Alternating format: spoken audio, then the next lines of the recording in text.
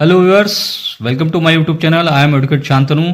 इस वीडियो में हम honourable Supreme Court of India के द्वारा डिसाइडेड रिसेंट जजमेंट जो 19 दिसंबर 2024 को दिया गया है को डिस्कस करेंगे।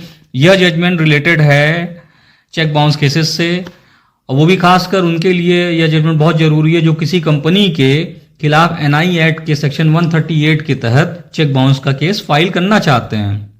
केस का जो टाइटल है Ravi Dhingra versus state of NCT of Delhi and others. तो आइए जजमेंट को समझते हैं।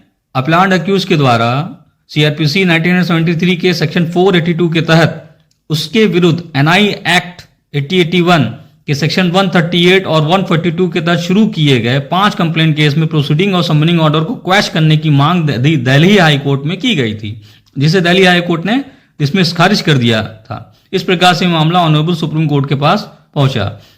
तो सभी शिकायतें एक ही कंप्लेनेंट अर्थात Messrs pinnacle capital solution private limited, जो कि रिस्पोंडेंट है, द्वारा दायर की गई थी।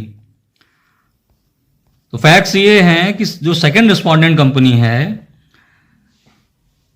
वह एक रजिस्टर्ड नॉन बैंकिंग वित्तीय कंपनी एनबीएफसी के रूप में फाइनेंशियल सेवाएं प्रदान करने के बिजनेस में लगी हुई थी, और यह एडमिटेड है कि appellant accused company messrs silver star fashion private limited का ऑथोराइज सिग्नेटरी था, जो रेडीमेड गारमेंट्स के निर्माण और निर्यात के बिजनेस में लगी हुई थी। उपरोक्त दोनों कंपनियों के मध्य लोन ट्रांजैक्शन ऋण लेन देन था, और उसके बाद चेक जारी करने और उनके अनादर के कारण अंततः सेक्शन 138 एनआई एक्ट के तहत अपराध के आरोप लगाते हुए शिकायत दर्ज की गई।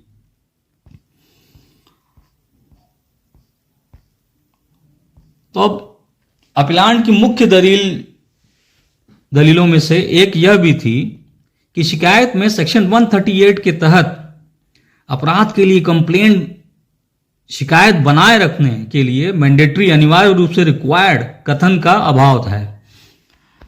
यहां स्पेसिफिक प्लीडिंग अपीलकर्ता अभियुक्त के खिलाफ नहीं की गई थी कि वह कंपनी के कारोबार के संचालन के लिए प्रभारी और जिम्मेदार था।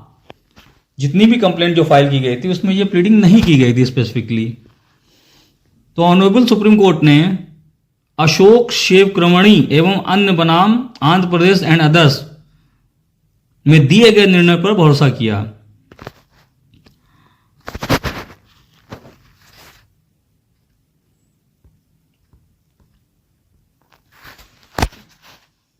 अब इस निर्णय में क्या हुआ था कि पीठ ने पाया कि अशोक शेवक्रमणी मामले के निर्णय में प्रतिपादित कानून यह है कि एनआई एक्ट के सेक्शन 138 के तहत कंप्लेंट कायम रखने और आरोप तय करने के लिए संबंधित व्यक्ति के खिलाफ एक विशिष्ट कथन होना चाहिए कि वह संबंधित कंपनी के बिजनेस के संचालन के मामले में उसका प्रभारी और जिम्मेदार था। तो यह सेटल्ड पोजीशन है।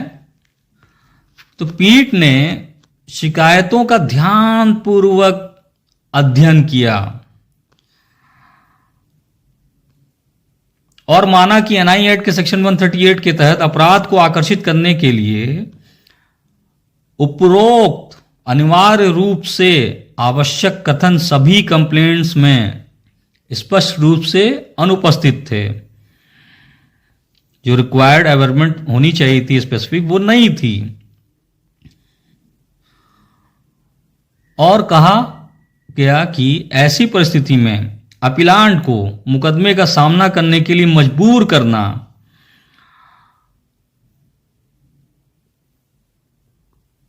न्यायालय की प्रक्रिया का दुरुपयोग करने के अलावा और कुछ नहीं होगा।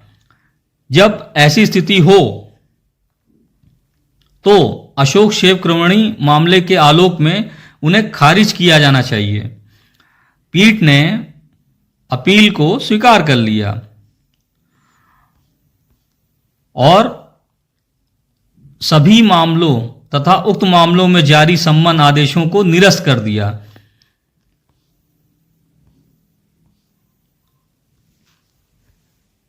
तो फ्रेंड्स होप सो आपको ये मेरी वीडियो पसंद आई होगी।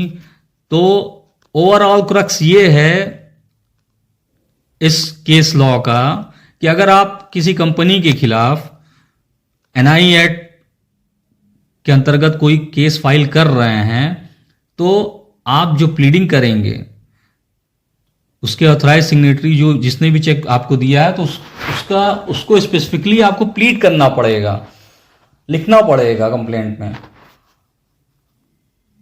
तो friends thanks for watching my video.